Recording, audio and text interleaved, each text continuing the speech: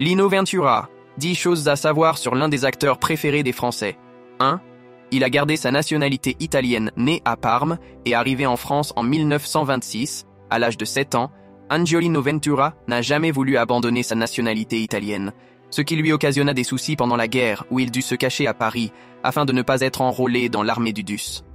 2. Il a travaillé dès l'âge de 8 ans victime de racisme à l'école où, selon son ami Claude Pinoteau, il a appris à se battre. Lino abandonne dès 8 ans les bancs de l'école. Il enchaîne à cet âge tendre plusieurs petits boulots, nettoyant dans des arrière-cours des bouteilles de préparation pour les pharmaciens, vendant dans la rue des journaux. Il est aussi groom, livreur et mécanicien, à chaque fois pour peu de temps. Question de tempérament. Il aurait pu mal tourner, dira le producteur Alexandre Mnouchkine, mais Lino naviguait dans des milieux difficiles où le sens de l'honneur existait. Et, avec sa vision du bien et du mal, il a décidé d'être un homme honorable. 3. Il abandonne la lutte pour le catch, plus rémunérateur. Découvrant la lutte gréco-romaine à 16 ans, remportant de nombreuses compétitions, Angiolino abandonne ce sport qui ne rapporte rien pour se lancer, après-guerre, dans le catch, spectacle beaucoup plus payant. Mais après une double fracture ouverte à la jambe droite, Ventura abandonne le devant du ring pour se reconvertir dans l'organisation de combats. 4. Pour son lunaire rôle, il croit à une blague et réclame 1 million. 1953. Jacques Becker cherche pour « Touchez pas au Gribi » un acteur de type italien. Le film, un polar, doit relancer la carrière de Jean Gabin. Contacté par l'intermédiaire d'un de ses amis producteurs, Lino pense qu'on veut recruter l'un de ses poulains pour une scène de bagarre. Reçu par Becker, il croit à une mauvaise blague. Lui faire le comédien ? Et si je vous proposais un combat de boxe avec Marcel Carné ? Lance-t-il, agacé. Qu'importe si, pour la production, il est le personnage. Malgré un essai concluant, Ventura rejette l'offre avant de réclamer pour son rôle 1 million. Pure provocation. Mais Becker, qui veut l'avoir, accepte son prix. 5. Il doit sa carrière à Jean Gabin.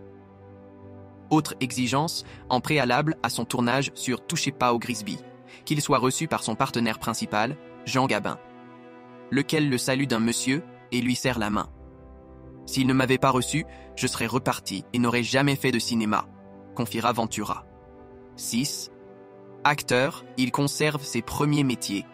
Incertain, les 5 premières années de sa carrière de comédien, Ventura, qui a raccourci son prénom, conserve jusqu'en 1958 ses vrais métiers, organisateur de combats de catch et gérant d'une entreprise de layette. 7.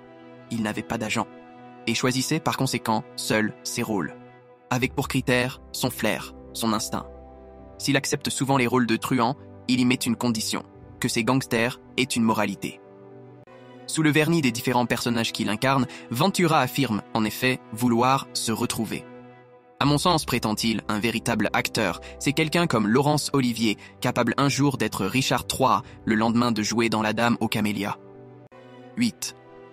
Il a failli casser la gueule à Jack Nicholson.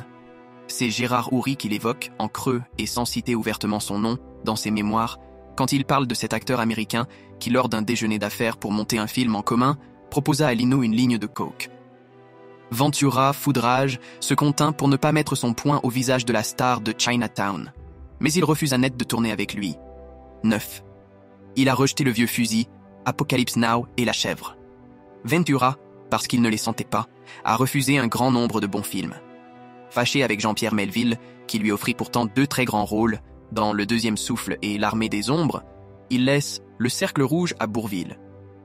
Il refuse également de participer au Convoi de la peur de William Friedkin, à Apocalypse Now de Francis Ford Coppola et au Vieux Fusil de Robert Enrico au profit de Philippe Noiret. Enfin, en 1980, Ventura, qui ne veut pas servir de faire-valoir à Jacques Villeray prévu pour être à ses côtés, décline l'offre de jouer dans La Chèvre de Francis Weber. Le couple sera remplacé par le tandem Pierre-Richard-Gérard Depardieu. 10. Son voisin à Saint-Cloud, Jean-Marie Le Pen. Le havre de paix de Lino, de son épouse, Odette Ventura et de leurs enfants, une maison d'époque napoléonienne située dans le parc privé de Montretout à Saint-Cloud. L'acteur y aura pour voisin immédiat. Jean-Marie Le Pen. On a appris cet été que la demeure de 1400 Semdus, vendue par les héritiers du couple Ventura, venait d'être rachetée par Jean Dujardin et Nathalie Péchala.